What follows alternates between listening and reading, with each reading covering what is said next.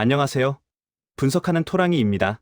영상 시작 전 구독과 좋아요 눌러주시면 저에게 큰 힘이 됩니다. 스포츠에 관심은 많은데 혼자 분석하기 어렵다 하시는 분들, 또 매번 한 폴 차이로 아쉽게 놓치셨던 분들, 그리고 고배당 픽 좋아하시는 분들이라면 누구나 편하게 들어오실 수 있어요. 아래 고정 댓글에 영어 주소 링크가 있습니다. 그거 클릭하시면 금전 요구 전혀 없이 바로 고배당 픽이랑 경기 정보를 확인하실 수 있습니다. 분위기만 먼저 살펴보셔도 좋고 괜찮다 싶으시면 가볍게 탑승해보셔도 됩니다. 자, 그럼 오늘 준비한 경기 분석 바로 시작하겠습니다. 첫 번째 경기 아르헨티나 대 앙골라. 오늘 준비한 첫 번째 경기는 아르헨티나와 앙골라의 맞대결입니다. 두 팀의 전술 완성도 차이가 굉장히 뚜렷하게 드러나는 매치업인데요. 전체적인 경기 흐름은 초반에는 조금 버티는 구도로 가겠지만 시간이 흐를수록 점점 한쪽으로 기울 가능성이 큽니다. 먼저 앙골라부터 보면 기본적으로 4-3-3을 사용하면서 전방 압박을 버티는데 초점을 맞추지만 좌측 풀백의 오버래핑 타이밍이 고르지 않아서 수비 라인이 자주 흔들립니다. 특히 전환 상황에서 커버 타이밍이 늦어지면 측면, 뒷공간이 크게 열리기 때문에 상대 윙어에게 쉽게 노출될 수밖에 없는 구조예요. 중원의 프레디가 전진 패스로 템포를 잡으려 해도 세컨드볼 경합 이후 템포 조절이 매끄럽지 못하고 루본부 역시 압박 회피 능력이 약해 빌드업이 끊기는 장면이 자주 나옵니다. 그래서 경기 초반에는 라인을 낮추며 버티는 선택을 하겠지만 압박 유지 시간이 길어지면 체력 부담이 커지고 후반부에는 라인 간격이 벌어지면서 수비 조직이 쉽게 무너질 가능성이 큽니다. 반면 아르헨티나는 4-3-3 구조 속에서 점유와 탈압박의 완성도가 굉장히 높습니다. 데폴이 중원에서 패스 각도를 조절하며 템포를 완전히 장악하고 줄리아노 시메오네가 폭넓게 움직이며 상대 풀백 뒤 공간을 계속 노립니다. 그리고 박스 근처에서는 훌리안 알바레즈가 순간적인 침투 타이밍을 잡아 치명적인 마무리를 가져가는 구조죠. 아르헨티나는 공을 빼앗겨도 곧바로 즉시 압박으로 세컨드볼을 회수하기 때문에 경기 전체의 흐름을 놓치지 않는 팀입니다. 특히 앙골라의 측면 균형이 흔들리는 순간 폴의 반대 전환 패스가 바로 시메오네 쪽으로 연결되고 그 순간 알바레즈에게 결정적인 찬스가 만들어질 확률이 높아요. 이 경기의 핵심은 전술 완성도 측면 대응력 후반 체력 차이입니다. 앙골라는 전반, 초반 어느 정도 버틸 수 있지만 후반에 들어서면 체력과 간격 유지에서 격차가 확실히 벌어질 가능성이 높습니다. 세트피스 한두 번은 노릴 수 있어도 전체적인 경기 흐름을 바꾸기엔 역부족이죠. 결국 아르헨티나는 탈압박과 템포 전환, 그리고 마무리까지 3박자가 맞아떨어지는 그림으로 경기를 주도할 가능성이 높습니다. 앙골라는 라인 간격 유지와 압박 회복에서 불안정함이 드러나고 후반부로 갈수록 체력 저하가 크게 나타나는 팀입니다. 반면 아르헨티나는 탈압박 구조와 전환 속도의 완성도가 높아 경기 전체의 리듬을 확실히 통제할 수 있는 팀이죠. 두 번째 경기 룩셈부르크 대 독일. 두 번째 경기는 전체적인 전력 차이가 분명한 흐름 속에서 진행될 가능성이 높습니다. 먼저 룩셈부르크는 5-3-2로 수비 숫자는 많은 편이지만 라인 간 커뮤니케이션이 매끄럽지 못해 위험 장면이 자주 나옵니다. 좌우 풀백이 동시에 올라갔다가 복귀 타이밍이 엇나가면서 크로스 수비 대응이 한 박자씩 뒤처지고 중앙에서는 로드리게스가 압박에 가담하느라 측면 커버가 비는 장면이 반복됩니다. 시나니가 후방 전개에 참여하지만 독일처럼 압박 강도가 높은 팀을 만나면 패스 정확도가 급격히 떨어지는 것이 문제입니다. 제공권에 강점이 있는 바이루도 뒷공간에 반응하는 속도가 느려 침투 타이밍 하나에 크게 흔들리곤 하죠. 결국 수비 숫자는 많은데 간격이 계속 벌어지고 세컨드볼도 제대로 회수하지 못해 점유율을 유지하기 어려운 구조입니다. 반대로 독일은 전형적인 4-2-3-1 안에서 전방 압박과 점유율 조절을 모두 완성도 있게 가져가는 팀입니다.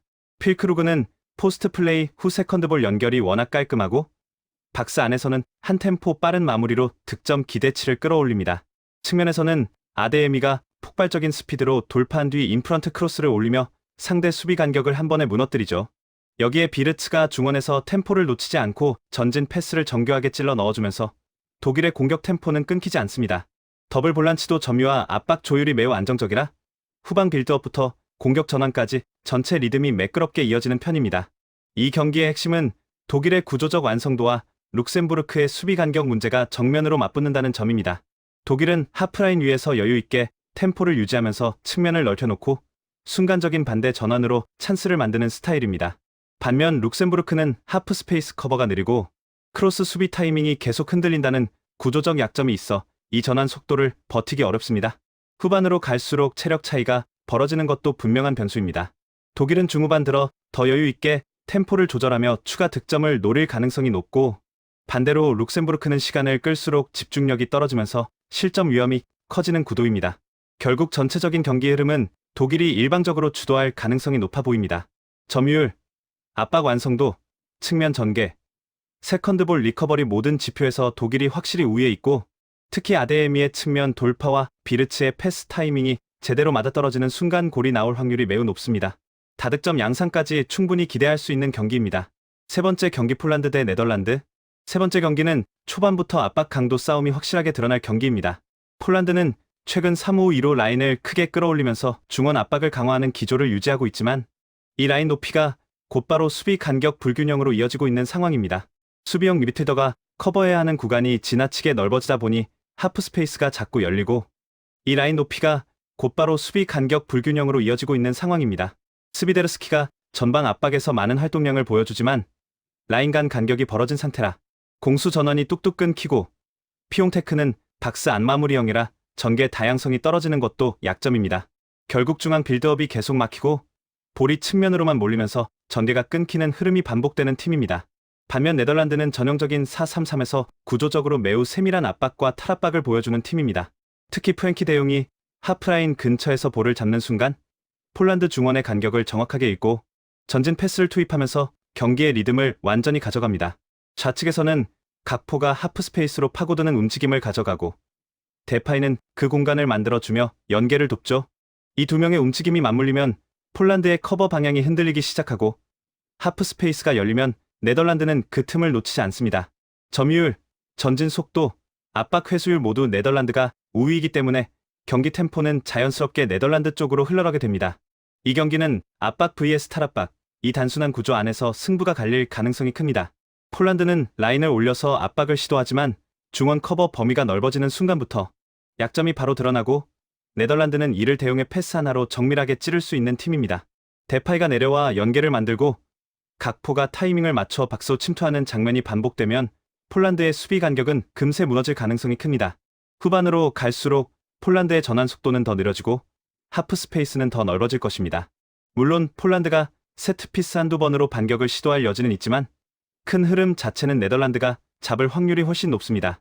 결국 중원에서 리듬과 템포를 누가 잡느냐가 핵심인데 이 질문의 답은 너무 명확합니다. 프랭키 데용, 그 한 명이 경기의 무게 중심을 완전히 가져갈 가능성이 큽니다. 네 번째 경기 카자흐스탄 대 벨기에. 네 번째 경기는 전술 완성도와 중원 템포에서 확실한 격차가 드러나는 맞대결입니다. 카자흐스탄은 이번에도 5-4-1로 깊게 내려앉아 수비 안정에 초점을 둘 것으로 보이지만 문제는 수비 숫자 대비 중원 압박이 너무 느슨하다는 점입니다. 전방에 사무로도프가 고립되면서 역습 시점마다 볼 연결이 끊기고 측면의 체스노코프는 활동량은 많아도 하프 스페이스 커버가 항상 한 박자씩 늦습니다. 그러다 보니 중앙과 측면 사이 공간이 계속 열리고 상대가 미드존을 통과할 때 대처가 늦어 수비 라인이 금방 흔들립니다. 세컨드볼 회수도 일정하지 않아 수비 블록이 재정비되기 전에 슈팅을 허용하는 장면이 반복되고 있는 것도 문제죠. 반면 벨기에는 전술 완성도가 훨씬 높은 4-2-3-2를 기반으로 움직입니다. 루카쿠는 전방에서 피지컬을 활용해 포스트 플레이를 해주고 트로사르는 좌측 하프 스페이스를 파고들며 순간적인 방향 전환으로 수비 간격을 무너뜨리는 데 능숙합니다. 무엇보다 핵심은 데 브라이너의 템포 조율입니다.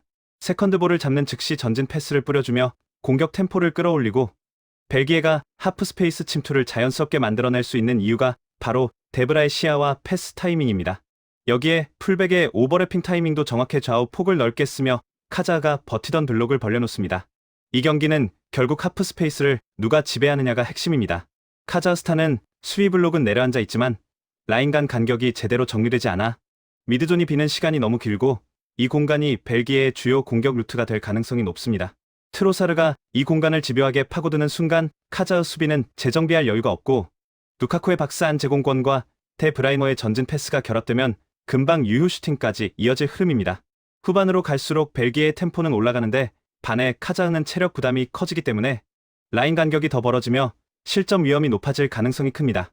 전체적인 맥락을 보면 이 경기는 템포볼 순환전환 속도 모두 벨기에 쪽으로 기울어질 수밖에 없고 카자흐가 버틸 수 있는 시간도 그리 길지 않을 것으로 보입니다. 오늘의 4경기 최종 예상. 앙골라 vs 아르헨티나, 룩셈부르크 vs 독일, 폴란드 vs 네덜란드, 카자흐스탄 vs 벨기에. 오늘도 끝까지 함께 해주셔서 정말 감사합니다. 혹시 이런 분들 계실 거예요? 스포츠는 좋아하는데 혼자 분석하려니 막막한 분, 매번 아쉽게 한 폴락으로 속상했던 분, 고배당 픽은 땡기지만 혼자 시도하기 부담됐던 분, 그리고 정보가 부족해서 시작조차 어려웠던 분들까지요. 저희 멤버방은 그런 분들을 위해 만들어진 곳입니다. 매일 경기별로 꼼꼼한 분석과 믿을 만한 정보를 나누고 소통을 통해 함께 전략을 세우시면 혼자 할 때보다 훨씬 더 재미있고 효율적으로 즐기실 수 있을 거예요. 혼자 고민하지 마시고 같이 즐기면서 수익 만들어 보세요. 스포츠는 혼자보다는 함께 할 때 훨씬 더 즐겁습니다. 오늘 시청해 주셔서 다시 한번 감사드립니다. 다음 영상에서 또 뵙겠습니다.